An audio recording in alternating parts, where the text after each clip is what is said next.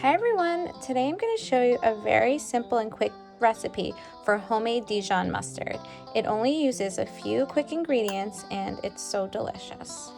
First, you're going to add 3/4 of a cup of mustard seeds to a jar. I'm using half a cup of yellow mustard seeds and a 1/4 cup of the brown mustard seeds because I like it to have a little spicy flavor.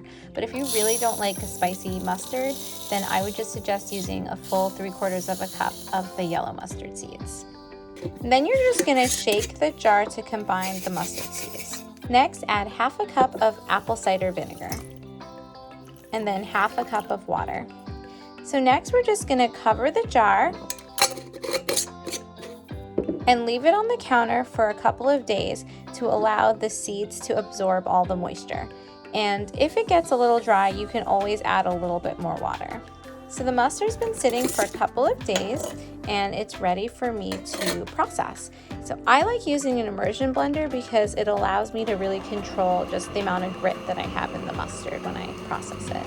But you can also use a food processor if you don't have one of these.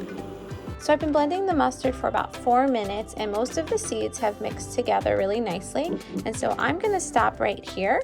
If you want no seeds, then you can just keep mixing it, but I like it with a little bit of seeds. So at this point, you can just cover it with a lid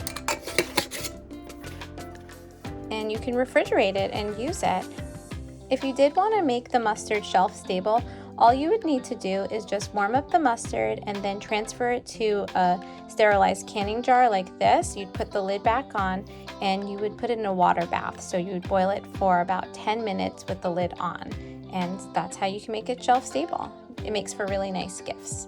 And there you have it, the most delicious homemade Dijon mustard that only requires a few ingredients. Enjoy.